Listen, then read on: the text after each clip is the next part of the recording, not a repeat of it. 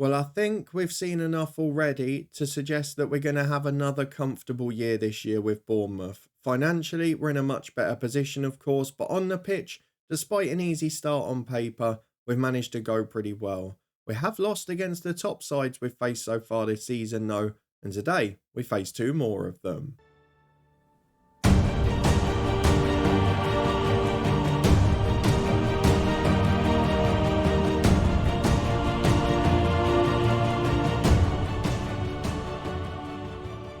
Yes, hello, and welcome along to part 54 of the original head coach with me, Daniel. We are back today to face Newcastle and Chelsea in home games either side of the international break, and they are two of the big boys up at the top end of the table as we float around in upper mid-table at the minute, after a fairly friendly start on paper. You can see from the top right, one of the top sides we've faced have played us off the park already, so if you're looking forward to seeing how we get on in these two, then please do put a thumbs up on the video. A reminder from a couple of weeks ago, once this series finishes, we will be moving to the alternate head coach, which would be taking the Willem job rather than the Bournemouth one when we got to that point in Japan a year or so ago. Before we go and get into it, we've got to go and have a look at the schedule to see how we've been getting on. Of course, we had a very decent transfer window with Mike Phelan, but a couple of positions we were left short in have cost us at times this year, and have certainly forced us out of the cup, which is the result you can see at the top right. So let's go and have a look at the schedule. We've been fairly fortunate with injury so far, we've got to say that. Probably famous last words, and we have largely in those early parts of the season, as you well know, played one game a week by the cup games, whereas when we get to December and January, you start to get a bit more congestion in the Premier League, which is where we may fall down. Albeit, the Monday TV game with Leeds has fallen pretty beautifully for us. It means instead of having a 3-day gap between three fixtures, we've got a 4, a 5 and a 5 rather than a 3, 3 and a 7. So you've got to say it's been pretty handy for us on that front. But since you were last with me for that brilliant win at Aston Villa, we pipped Brighton in the Carabao Cup third round to extend our run there. Richarlison scored the opener before Solanke's equaliser. And then as always, I brought on a couple of big guns off the bench, as well as one youngster in midfield, and Marcos Leonardo delivered the hammer blow. At home to Nottingham Forest, it was a case of different heroes again, as Victor Siganov scored the early goal as he did at Brighton. After that though, it was a pretty testing period. Alanga equalised and we came under pressure, but Josh Stoig scored an absolute cracker in the second half, and it pipped us the game by 2-1. He's also reduced his unhappiness because he accepts we didn't receive the 68 million that he wanted to be sold by his transfer list by request. At West Ham, we drew 1 goal apiece as Dominic Solanke came off the bench to do what he did so often last season, got us a point after Sekou Mara's opener and kept us very much in a good position, at that stage unbeaten in all competitions. But then we faced two of the big boys, just as we are today. Liverpool at home, a 1-0 defeat, a really gutsy defensive display, but it felt inevitable throughout. And in the 90th minute, Darwin Núñez, who's become an elite finisher in this game, decided to pop up with a wonderful goal. Against Manchester United, we were beaten 3-0. The forgotten man, Mason Mount, popped up with a hat-trick, and my God, he made us look bad. Hadn't scored any other league games that season, ironically. Though against Spurs at home, a great 2-1 win. Siganov and Tyler Adams for us there. Not sure where Spurs are. No, they're mid-table, so it wasn't one of the big boys. However, after that, we lost 3-1 to Arsenal in the Cup. One of the first team players off the bench, Tyler Adams, looked like he'd got us to a penalty shootout. But then late on, Saliba scored from a set piece and then Erdegaard added a third when we were chasing it in stoppage time. What we did have at the weekend, though, was a really exciting game. And this was one that genuinely pleased me because Facundo Fernandes has had a slow start here. He's struggled since coming over. He's learning the language in the background. He's a wonder kid. He's moving to a new country. But in this game, he just popped up and was brilliant. He scored 3 goals. It's really helped his training. It's helped his development. And he's starting to look like he might become that star. When you consider he cost a third of what Kluivert did, and his release clause is £52 million, that profit is going to be made very quickly because he's starting to look an absolute gem. So hopefully he can deliver again today. But we have got a few sticky runs coming up now. Newcastle and Chelsea, 2 of those big 6 or 7 are coming up today. Then in the middle of December, we've got Arsenal at home who are second. The final 2 games of the month, 3 days apart, are Leicester and City, 2 of the top 5. Then Everton, who are always in the top half now. So it's not going to be easy. There's no doubt in that. We have got to make the most of games like Leeds and Hull, maybe Palace and Burnley as well.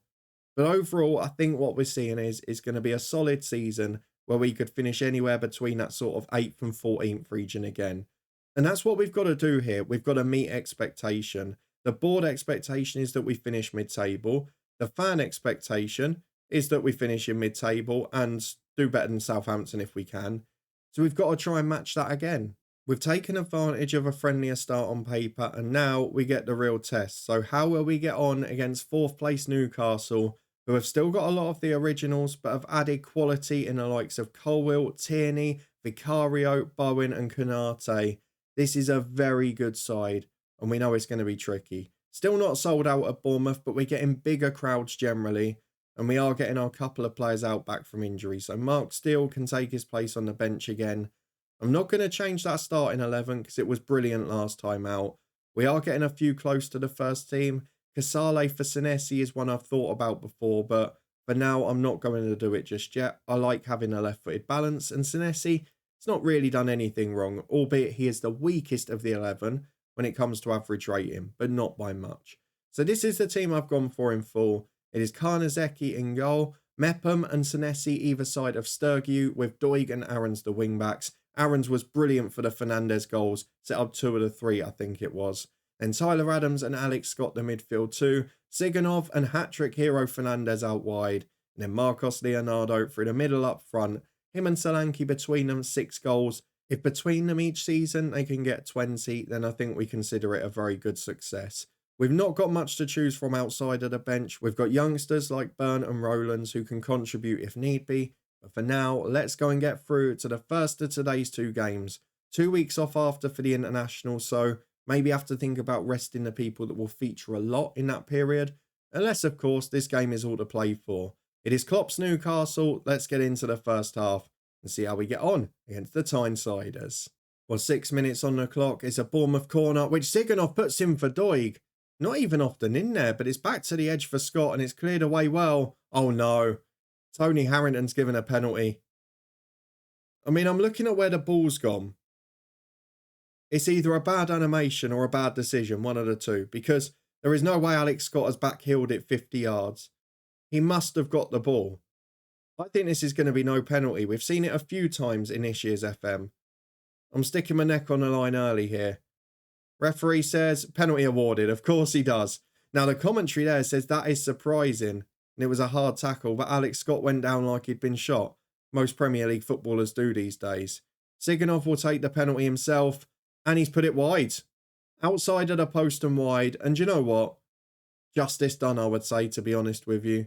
His penalty taking rating's 14, that does surprise me. To not even hit the target, you don't see that often in FM, but I didn't think it was a pen to start, though. Kieran Tierney is giving Leonardo a chance, gives it away on halfway, straight run through at goal. It has not been a good start from Newcastle.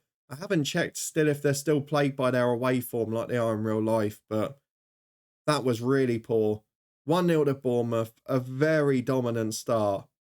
And Newcastle United do not look like a top 4 side. They're picking up yellow cards. They're not having shots on target. They've had 3/4 of the ball, lovely for them. But what are they doing with it? They're going to rely on a set piece now after all of that. And it's headed over the bar. Very much a possession-based team. Not very Klopp-like, really, is it? 75% of the ball, creating no chances. And they've given us the best ones of the match. As 30 minutes pass, we've had 1/4 of the ball and look comfortable. You can't be much happier than that, can you? As Doig throws into Alex Scott and Sturgeon. Now Tyler Adams, who can switch it right. Not a great ball, but Siganov gets the touch on it. Tierney does win it off him, though. Svedberg loses it to Leonardo, who's really found some form. Back to Fernandez and Alex Scott. Adams with a short pass again. Just put some meat on it, Tyler. Seriously. Livramento nicks it. Runs through the middle for Konate. And his shot is wide of the post. A few warning signs now, but they're mainly of our own doing. Siganov struggling with his mentality at the minute. He's not confident. But Adams isn't helping him with those short passes. As Tierney on the left cuts inside. Chance to shoot on his right. Thankfully, it's wide of the post, but I think we're going to take Siganov off at half-time. We are 1-0 up. We still haven't faced more than one shot on target. And we've still not had a lot of the ball. So we're going to say don't get complacent. We're going to get Siganov off for Veron. I think that's the only option we've got on the right, as Damsgaard is out and unavailable. We go into the second half with the lead intact, but without a vintage performance. And again, I thought that hat-trick might ignite him, but Fernandes has gone back to struggling now. So as we approach the hour mark, Tyler Adams is knackered as well. I'm going to make a couple more changes, and it will be Adams off for Ezekiel Fernandes and Scott switching over. Been a regular one this year. Reguilon will come on for a nervous Doig. Fernandes will come off with Leonardo to the left and Solanke up front. And that leaves us one more if we need it a bit later on. Depending on the score, it can either be a youngster or it might be something else. Let's see how we go, because Newcastle aren't creating much. There's not many shots on target. There's not many highlights. And with just under 15 to go, I don't really know who to bring off here. I mean, Aarons is playing well. I don't want to do that yet. You know what? I'm not just going to change one of the defenders for the sake of it. We'll wait till late on, and we can make it as a time-wasting one if we need to, because then Burnt can go on the right of a midfield four. But for now, it's starting to look like another one of those famous 1-0 home wins. And we are going to do it with 88 minutes gone. We're going to take off Leonardo for Ollie Burnt. We're going to switch in with Veron. We're going to go flat back five, which we've done countless times, and a flat midfield four. We'll get both of those on support duties. We'll get Scott into a central midfield position or just a deep lie like that. Aaron's defensive duty, Reguilon defensive duty. We're not going to look for the overlap. We're going to slow the tempo. We're going to time waste. We're going to play for set pieces. We're going to slow it down, not distribute it quickly. And when we haven't got possession, we'll drop off more and get into that shape of 5 and 4. Because so far, it looks like another one of those gutsy, famous 1-0 home wins. And with 5 minutes of stoppage time away, though Newcastle have a corner with Bowen, headed wide by Cato. The keeper was up as well. We're dropping to cautious. Are we going to cling on for it? It's another 1-0 to the Bournemouth. It's becoming the infamous result here. We missed a penalty. Newcastle had the ball. They had a few chances, but they just couldn't hit the target. And again, we weren't at our best, but we're gritting out results. And it's a hallmark of this team since the moment we arrived. 1-0 wins have been probably the key part of our success here. And this team is now gone from achieving well to overachieving. Poor work ethic blamed by Jurgen Klopp. He's not happy with his Newcastle team. But we've now got 2 weeks off to recover before we face Chelsea, which one of our internationals won't be fit. Well, why on earth did I say it? Why did I even threaten the curse? I said we've been fairly lucky with injuries this season. Those 3 are not the story. We have now got a crisis in one position, because if we go and have a look at the medical centre, since the last game, we have picked up 3 injuries to centre-halves. Victor Siganov is out for another month or so as well. He got injured on international duty. The 3 defenders in training. Senesi's out for 7 weeks with broken ribs. He's already 32, 33. Yeah, he's not going to be first team level when he gets back. Casale, who would have been his backup, is now injured as well. He should be back in a week or so though, so that one's not too bad. And then Mepham has broken his wrist and is out for 4 weeks. And weirdly, we didn't get the option to let him carry on playing through the injury, which I would have expected and could have done with at this moment. So that's the position we're in now. And I'm a bit worried about what we're going to encounter at centre-half today, because Brassi is definitely going to have to play. Will George Rowlands have to play? It's suggesting he might. And that is going to be a pretty weak team for this level of competition. 3 players that started the last game injured. Casale, who would have come in unavailable as well. I guess the positive is that Damsgaard is available, but we're going to be going to the youth team for some of the bench here. And maybe the squad depth and the job Mike Phelan did shows that 3 or 4 injuries and we're back in trouble. So Veron will come in on the right wing. It's going to have to be Brassi and Rowlands, isn't it? There are no other options at centre-half. Those 3 will be in. The subs bench gives us a goalkeeper, 2 fullbacks, 2 midfielders and a striker. I mean, we're really a little bit short at centre-half here. So let's go and have a look at the 21s. We have got some decent players in there. Aragon is improving as a centre mid, and we might need another one there. We've also got the likes of Bob McGinn, who's doing all right. And I'll forget to report info up. You can see that defensively, The likes of both Flaherty and Roberts can do a job. But again, they're not naturally centre halves. Roberts can do a job, can cover there if need be, but he's 5'10", he can't jump. Flaherty is a right back who at a push can play wing back, but isn't great. And Aragon would probably be the other one I'd bring in. If we look at the 18s, have we got any centre halves there? Doesn't matter because they're not available. But just thinking for next week and the week after, there's no one above 1-star ability. So we are down to the bare bones at centre half. And if we get one injury there today, I think we're in a little bit of trouble, to be honest with you. Tyler Adams is knackered after his international work as well. So I'm going to bring Fernandez in for him and switch Scott over. And I think I'm going to leave it at that. Josh Doig is struggling too. But it's not a game for that change as well. We've got a week off, haven't we? So we're going to leave it at that. It means from the last game, we have made 4 changes. Veron is in for the enforced injury of Victor Siganov.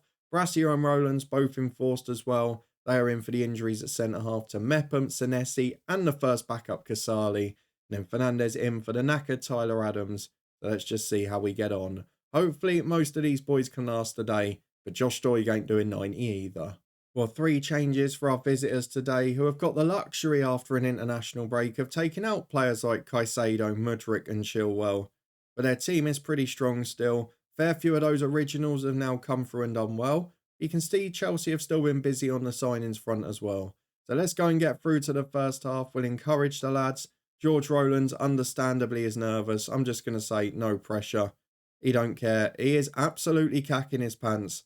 So let's see how this first half goes. I don't think there's much chance of the clean sheet we got last time out.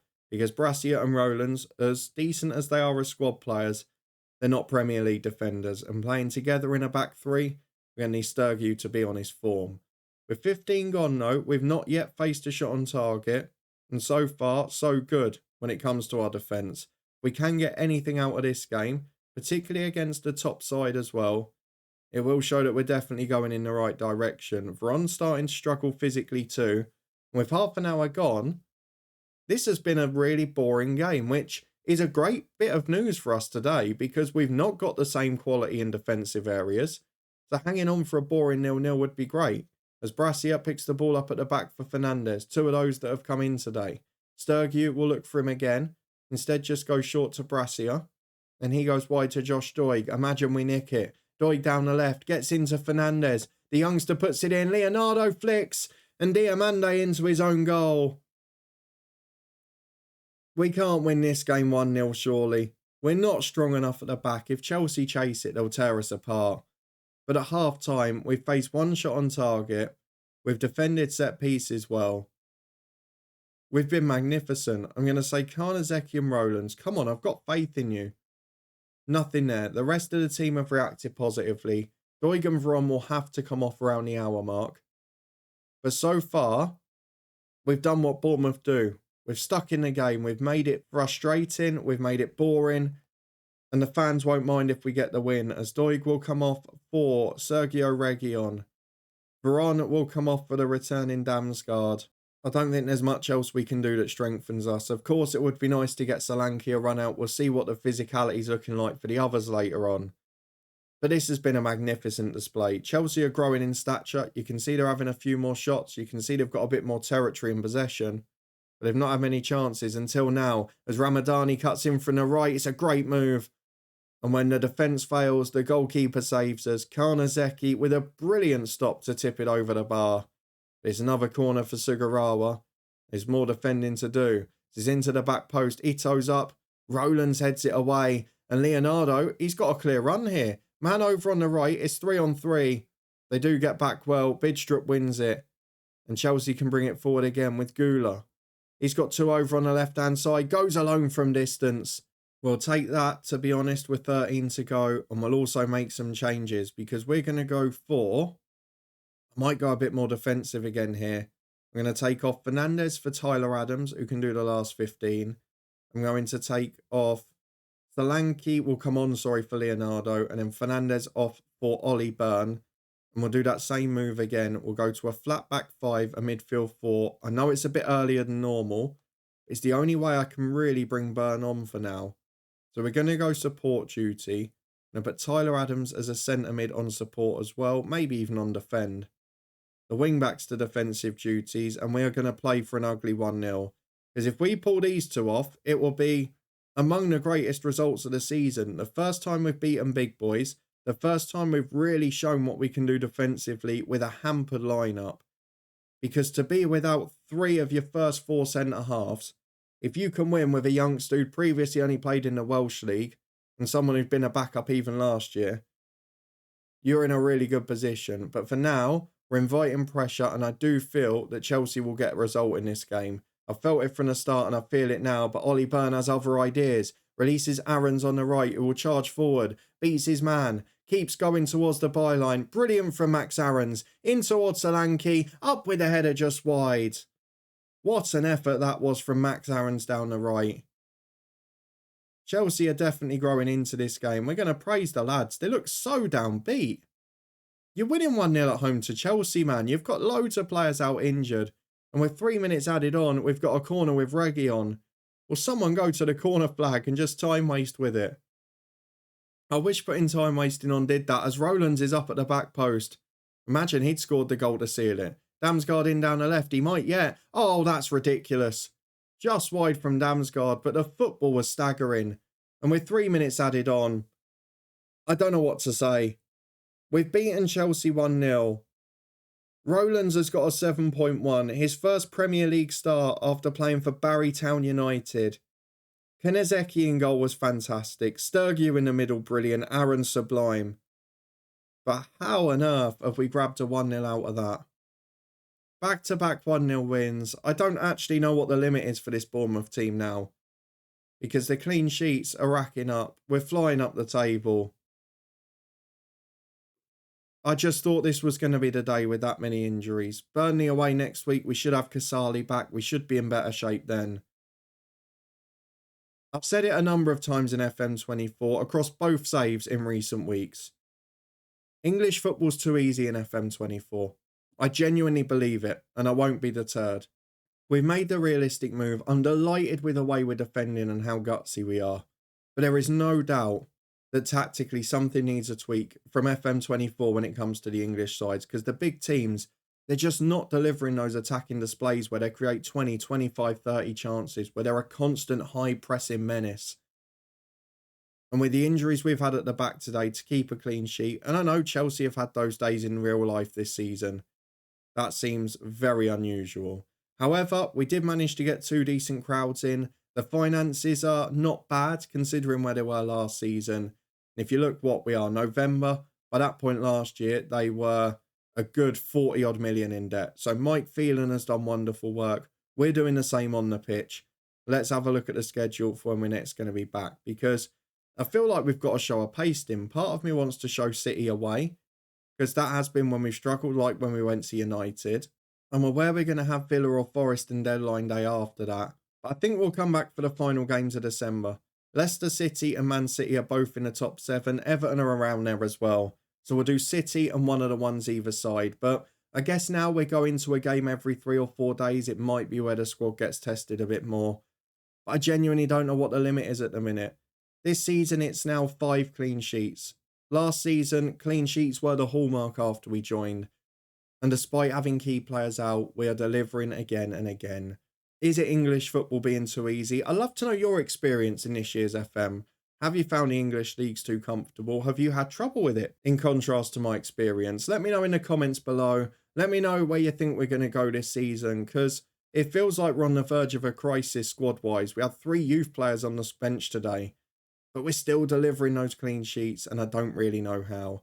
If you did enjoy the episode, please do put a thumbs up on it. I did kibosh it with the curse about injuries. There's one classic FM bit of today. If you want to stay up to date and see how the rest of the season goes, and whether it finally does catch up with us, then please do subscribe and turn that notification bell on. We'll be back with Southend United tomorrow, before this one returns on Monday, after something special on Sunday afternoon as well. Little experiment we've got this time around. But in the meantime, the Southend playlist is in the eye above, as well as our latest guide on Sunday that related to dynamics, and a Twitch channel and football podcast up there too. Thank you so much for your support with all of those, and for being here as always. I'll be interested when we do the alternate head coach later in the year, and we don't go via English football, to see whether we get the same level of success, the same overachievement, or whether it is just English footballers like this, because last year we found it a lot harder with Distillery than we did when we were managing in England. So I hope you'll come and join me later in the year for that as well, because that's going to be interesting by comparison. But for now, thank you very much for watching and being here as always. And I'll see you back here next time as we return on Monday for a big game away at Manchester City.